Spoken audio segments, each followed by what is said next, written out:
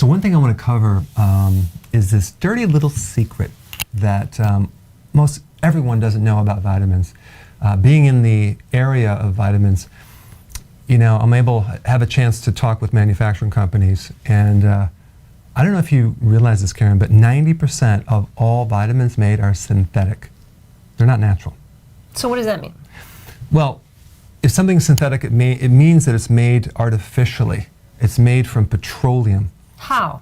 How is that possible? I know. It's weird. You could make vitamins. Dow Chemical Company is one of the main companies that makes synthetic vitamins. And so they have ways of synthesizing them or making them from petroleum. And like, for example, vitamin C. Like you bought some vitamin C before, right? Mm-hmm. Now, if you look at the label, it doesn't really tell you where it comes from. But the way they make vitamin C is from cornstarch and sulfuric acid. I mean, that's crazy, isn't it? Yeah. So first of all, corn starch has 0 vitamin C, okay? And sulfuric acid, no vitamin C. But if you combine these together, you make something called ascorbic acid. And what's happening over the years is we've redefined vitamins. Like ascorbic acid is only one little piece of the vitamin C complex. It's not the whole thing. And of course, people not knowing that, they think they're getting the full thing and they end up taking it but not seeing the results. So with working with people for many, many years, I find out the first thing is like, oh, you're taking synthetic vitamins, you don't even know it. And they're like, what? So there's a huge difference. It's like saying artificial flavoring is the same as natural flavoring. It's not. Well, now that reminds me of something. I had a friend who was taking high doses of vitamin C, and she started to get broken capillaries in her nose. Yeah. Well, that's a perfect example. Why? Normally, vitamin C is supposed to prevent capillary breakage or spider veins or varicose veins or bleeding gums. But if you take a synthetic, you actually cause that bleeding. And that's because the active ingredient in the vitamin C complex is rutin or bioflavonoids. It's not ascorbic acid. So vitamin C naturally has all these other things that you're not getting when you take the straight high potency ascorbic acid, and you end up creating deficiencies in the very thing you're trying to get rid of. So We need a diagram. yes, well, I've just put a diagram up right back here. You can check it out between our heads. So right, there we go, good. So this is the vitamin C complex in nature. As you can see in this diagram, the outside of the shell is ascorbic acid. That's like the banana Eggshell. peel. Yeah, the eggshell to the egg, or the banana peel, or the orange peel. But the inside of the vitamin C complex, you have copper, which is a mineral. You have bioflavonoids, that's rutin. You have vitamin K, and you have vitamin J. And all of these inside complex parts. Vitamin J. Yeah, vitamin J is called the anti-pneumonia vitamin. Yeah, it's pretty cool. It actually helps you increase oxygen, especially when you're going up inclines. So if you're deficient in vitamin J, the J factor, you'll go up a flight of stairs and get out of breath easily. So now you're going to ask me about the copper too? I did ask you about the copper. Okay, good. That's a really good question. So I prompt that question, pull that out of her. Thank you. Copper is a real key trace mineral to build collagen. And collagen is what protects the capillaries. So when you're deficient in copper, you don't have enough collagen. So you have, popping joints, loose joints, weak ligaments, tendons, sagging skin, all sorts of issues. And even a loss of collagen in the arteries can cause leaky arteries and even leaky gut, nosebleeds, bleeding gums. But other than that, you're going to be pretty much okay. Okay, so I have a question. So how is it that they can put this little portion of vitamin C, of the real vitamin C, in a pill and call it vitamin C? Well, in 1950, if you look at some of the dictionaries before 1950 and after, they basically changed the definition of vitamin C to meaning, I don't know who they is, but meaning vitamin C is ascorbic acid, when in reality, in nature, vitamin C never comes as ascorbic acid in nature. That's just one little tiny part of the whole deal, the whole compound. So they basically changed the definition and altered that simply probably because most of the drug companies supply the raw materials for the synthetic vitamins. So it's a big business. Okay, so all the vitamin C, not all the vitamin C, but most of the vitamin C in the store is not the whole vitamin C. No, it's not.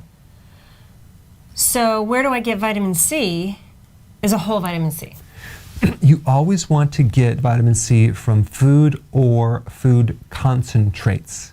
Now, that's why, for example, I don't sell a multivitamin or a vitamin C. Hey, I was going to ask you, why don't you sell a multivitamin? You beat me to it, or actually I beat you to it. It's question 4. Well, because it kind of defeats the whole purpose of the person eating healthy. Even myself, back in my 20s, I was driving around trying to find a vitamin store, go in the store, buy all these vitamins. Remember that? I was like, we had a warehouse of nutrition, did we not? Okay, we still do. Okay, but before we had a lot more, bigger right? than ever. No, But we mainly have our vitamins. we were searching more. Now we Yeah. know what's good, but back then we were searching. I had an absence of awareness. I'd be in a vitamin store and I was tired. I'm like, maybe this will increase my energy. Maybe I need this. I've never heard about ginkgo biloba. Maybe I'll try that. And we kept buying more vitamins, and that didn't work because at the time I didn't know it, but nothing worked because my diet was crappy. I didn't know what to eat. So trying to get your vitamins on top of a bad diet, you're not going to see results. And that's why I don't have a multi. That's why I don't have vitamin C. I want you to consume real food to get that. The nutrition that we have fortifies different things. It handles different weaknesses within the body. It helps enhance things that are hard to get from our diet. So that's why, Karen. Okay, so I had another question in there that I just forgot Okay, as good. you were talking. Okay. Ding, ding, ding, ding, ding. The ding, Jeopardy theme ding, song. Ding, ding, ding. I literally completely blanked out on that. Well, we can talk about memory for the next topic. No, here was the question. Because, you hear, D3 deficiency, or I have this deficiency or that deficiency. I'm just going to take some supplements. So does taking a supplement remedy a deficiency just by itself? Well, yes and no.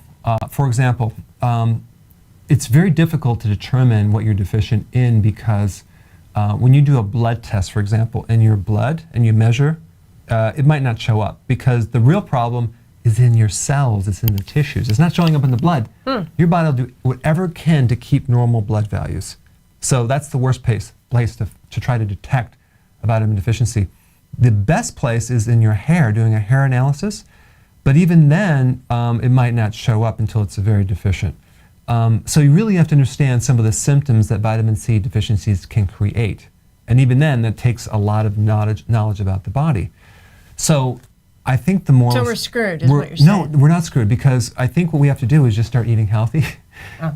And we're going to get what we need. If you need vitamin D, for example, you're going to need about 20 minutes in the sun. That'll give you your whole day of vitamin D.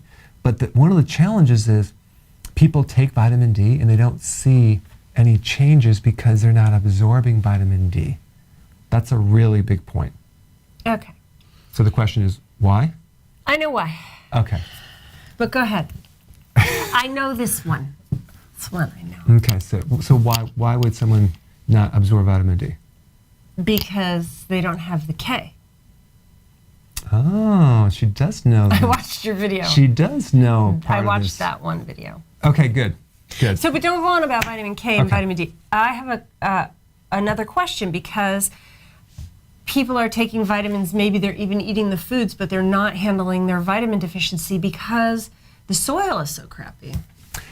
Yeah, that. Don't get me started on that one. I want to get you started on that one. So the problem now in farming is they only put 3 minerals basically back into the soil. They're not putting all the trace minerals. You have like between 50 and 90 different minerals that you need in the soil. Even take a look at people that grow plants. I mean, the amount of problems that people have, like farmers that are growing plants that have brown leaves or yellow leaves or they're dying, or it's too small, or it's not bearing the fruit. Those are vitamin deficiencies. Well, what's happening when we're consuming that vegetation on the soil that's depleted? It's crazy. So It's like you can taste it in those tomatoes that are oh just God, like it's like wax. no flavor at all. You just bite it. It doesn't smell like anything. It doesn't taste like anything. When I was growing up, we had a garden in the backyard, and we grew tomatoes. Everybody grew tomatoes. Everyone was like giving bags of tomatoes out. They were so red, and we would eat them like apples. We would just take a bite, put a little salt on it, and they were so delicious. And Incredible. I can't even consider doing that with a store-bought, even an organic one. Well, even when we went to your old house that you grew up in, your friend down the street, right around the Maria. block, her father, we stopped there, and he had this Mr. Yanis. incredible tomatoes. Those are the best tomatoes that I've ever. Yeah. I still think about those tomatoes. I'm like, They're how do you? really good. They're so good. So you go to the store, it's like empty nutrition. But you saw what he had. He had compost. They saved everything. They make their compost. They nurture the soil, and no chemicals. There's nothing better than a good tomato, a healthy tomato. There is nothing better in life I than just a good love tomato. those tomatoes. Just Nothing. perfectly. Oh my gosh, they're good. A little I could basil. probably think of a couple things. Couple things. Yeah. Pecan pie. Non-sugar.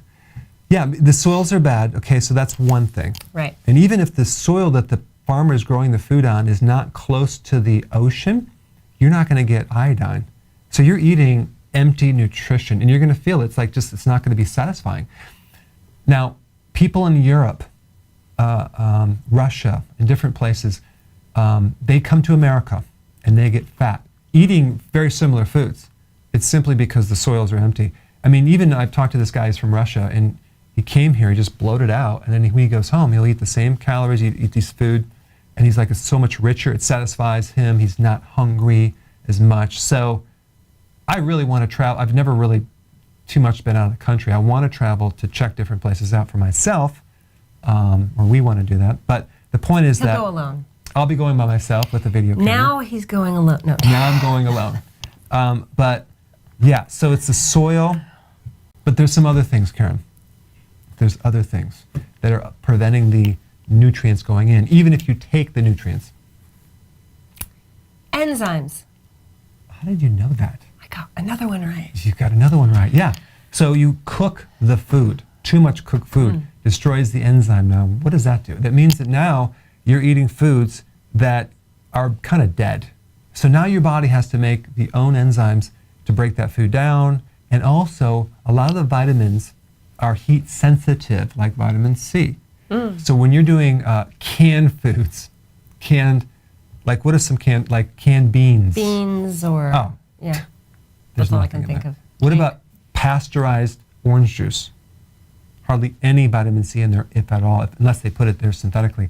So when you pasteurize food, you cook it, you roast it, you heat it, it's dead. I'm sorry. Well, when you put it that way, Yeah, it sounds really bad.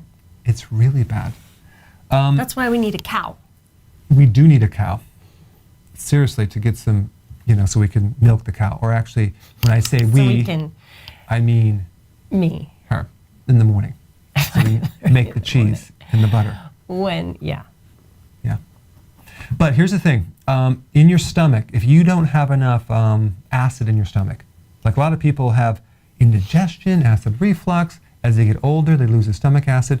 If you don't have that acid, you can't absorb minerals. You can't digest protein.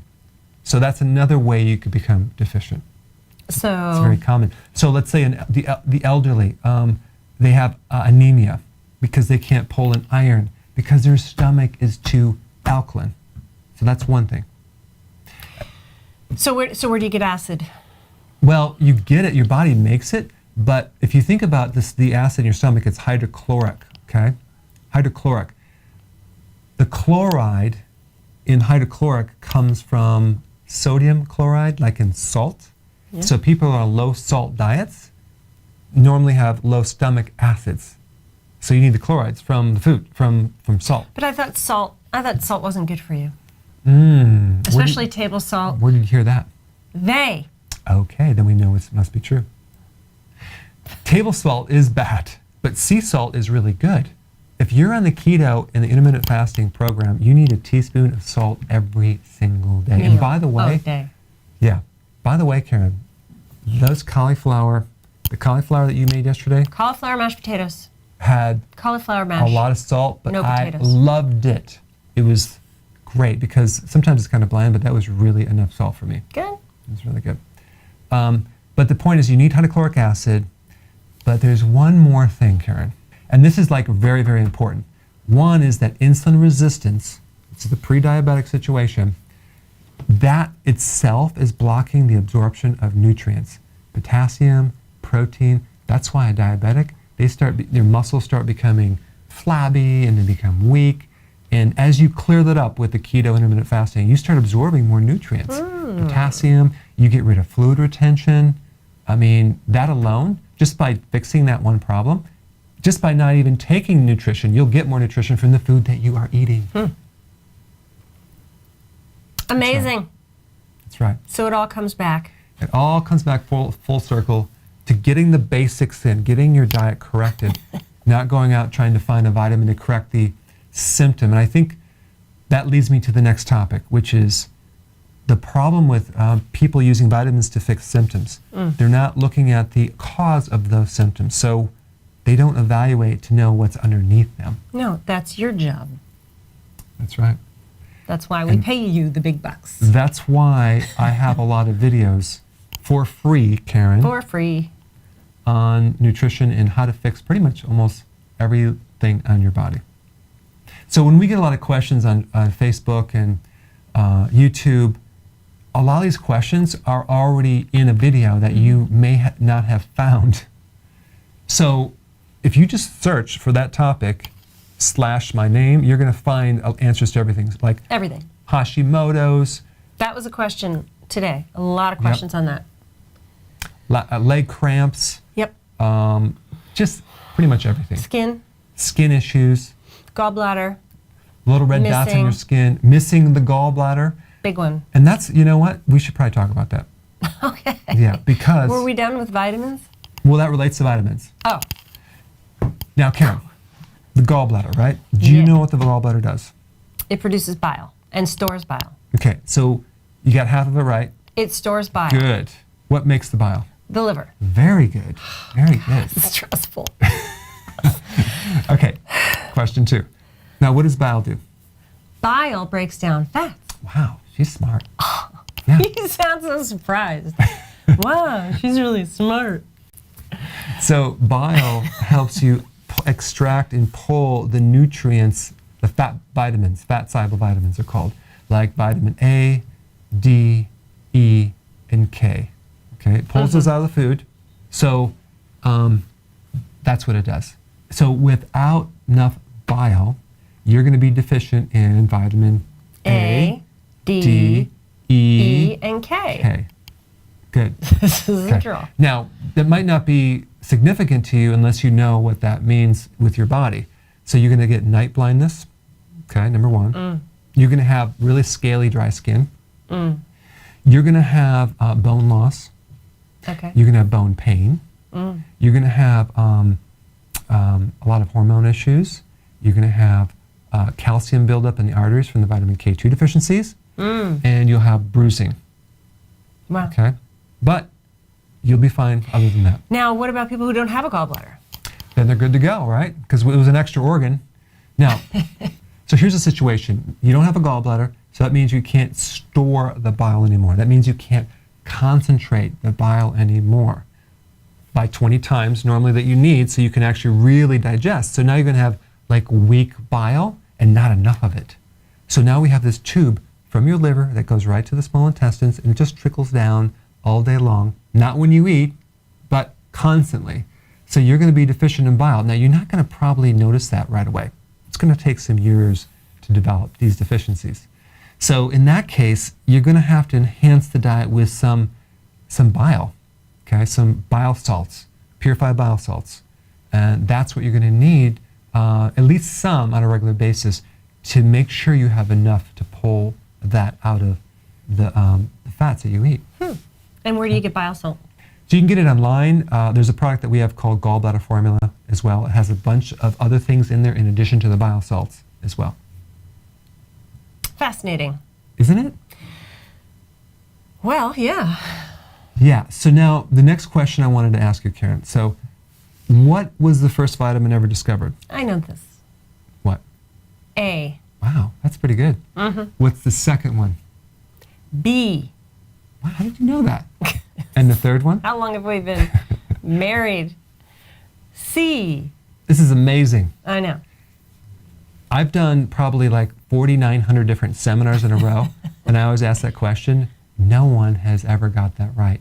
So well done, Karen. Yes, thank you. I was at You were at one of the first seminars. 3,700 of them. So You were at one of the seminars, at least one of them. That's right. Yeah. So let's see. What else do people not know? They often ask about vitamins. Oh, well, I mean, basically, you deal with vitamins. You should deal with vitamins the same as you deal with food, right? Yeah. You want to eat real food, live food, whole, complete food, not nothing processed, stripped down, cooked, or man-made. Right. Unless, like when I make pecan pie, I'm not looking for a vitamin source. Right. So that's different. But if you're talking about food, vitamins would be the same. They should be whole and real and live. Right. And I think that if you're trying to get a certain nutrient from food, it might be helpful to understand what foods provide those nutrients, or at least a lot of them, That right? sounds like a really long video. I'm going to make it really, really short, and I'm going to summarize Can it. it be in a song like the alphabet so that we can remember it? I'll let you put that together, and we'll do that in the next updated version. How about that? Okay. Okay, good. So, here's the thing. When you're trying to get nutrients from the diet, there's foods that you eat that are very, very low on the list, and foods that you can eat that are very high on the list. So, let me just ask you. Let's pretend that you're an average I have person. test anxiety right now. Okay. I need a vitamin I have one. for test I have one. anxiety. Here, take one of these and call me in the Oh, morning. props. Call me in the morning. Okay. Hey, Karen, I have Yeah. a quiz for you. Okay. Okay, now out of all the category of foods, what category will give you the most vitamins of anything? Category. Now, I need to understand the Groups. question. You mean like, is it a meat or is it Yeah, a that's fruit or is it a vegetable? That's right. Okay, well, I think vegetable is the obvious answer that everybody would say. I didn't say it. I said it would be the obvious answer, Okay. and you're testing me, Okay. which means because you're setting me up, right, Yes. for the gong. So I'm going to say fats, meats. Wait, what else is there? Okay, good. So let me just tell you what it is, okay? So you would It's think... always something I've never heard of. So you It's the illegal No, you know about this. So you have vegetables, right? And then you have iceberg lettuce, which is not very high, right? That's a vegetable. Right. So that would be on the low on the scale, and then what would be high on the scale? Of vegetables? Yeah. Kale. Yeah, right. Okay. And then you also have sprouts. Yeah. Sprouts are a little higher. But that's a vegetable. But there's something higher. Organ meats. Organ meats. Right. Organ meats. Who would ever think? Now, honestly, I don't like organ There's meats. a reason why I didn't think of that. I know. I don't really eat a lot of organ meats. I wish I liked them more, but I just can't We because I like think I was forced. pate. Well, yeah, but not. I don't really like liver. I don't like the taste of it, but it's so good for you if you have grass-fed. I'm not talking about getting some processed, type organ meats. Now I'm not talking about that. But the point is that if you look What at are you talking about? I'm talking about Tell me the what you're fact talking about. that organ meats are rich in all the fat-soluble vitamins, iron, which is absorbable, vitamin A, which goes in like a rocket ship, compared to vegetables, it's a pre-vitamin A. It's like a pre-iron. So now the problem is that I never where saw you- anybody get so excited. I was excited about this. so excited about The question is, where could you find these organ meats? our freezer. Right, because we get them from a farm. A farm. Right. Well, we do. I don't know if I can pitch, but we do crowd cow. It's Okay. like a cow, or it's like co-op, I guess, kind of thing. Yeah. But they're all, mostly all really great farms, and no preservatives and grass-fed and things like that. And then you can buy the organ meats from there, and we have that in our freezer. We have some very delicious liverwurst, okay? Now, I'm going to put a link down below of where we got this. It's from an online grass-fed type farm. Karen doesn't really enjoy it as much as the original liverwurst that she was raised grew up on. in Pennsylvania. Oh, And you know, you go down to the local, I was going to say cafe, but the diner, right? And you get a liverwurst sandwich, and it's like a chunk like this of liverwurst on rye with yellow mustard and a big old slab of onion. great for your breath. And it's horrible for your breath, but the liverwurst is so creamy, and I don't know, that combination, I just really like it. I really like it. But then he brought home a primo liverwurst, and I knew it was going to be a different experience the minute he said that it's a little more fibrous. Now, I can't think of one thing where you add that adjective and you go like, oh, great. It's not as creamy. nothing. It's not like a pate. It's more like it's a combination of liver and heart. Yeah. And it might have some kidney in there. So anyway, yes, it sounds disgusting, but it's all grass-fed. And My dad would like it if he was around. it's just really, really healthy. It was really healthy. That's why I was eating it. It wasn't bad. It wasn't terrible. Yeah. So if you like liver, you're going to like this. Typically, on average, an average person would like this. But I mean, if you like it creamy, you know. Okay, we're done talking about liver now. I have something else to say. Okay, go ahead. Okay. You've mentioned several times today iron. And then when we were doing the other show, a lot of people are asking about the sea kelp and keto. And so what do they have to do with each other? And what does it have to do with your body? Why is iron a big deal, and how do you get it? And Unfortunately, all the vegetables that you eat have iron in it, but it's unfortunate? unfortunately it has a type of iron that is not in the active form that's in red meat and protein sources. So you're getting this kind of like, you could just look at it like a pre-vitamin iron. So it's different. I'm not going to get into the technical part, but if you have an iron deficiency and you're anemic and you consume like rare steak or liver or liverwurst, you're going to get a way better source of available iron to your body than you would get from eating spinach. And that's the point, especially if you're anemic. If you're a vegetarian and you can't do that, there's a big problem, because you're not going to find that special activated iron that is in red meat.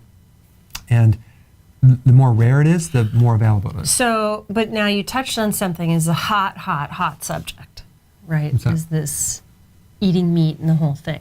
I mean, it's Yeah. very hot subject. So people have said they get all the nutrients they need in beans. Yeah. Let's talk about that. Okay. Yeah. Well, I always like to ask them, you get your vitamin A from beans? Well, it has to be activated. You're not getting retinol.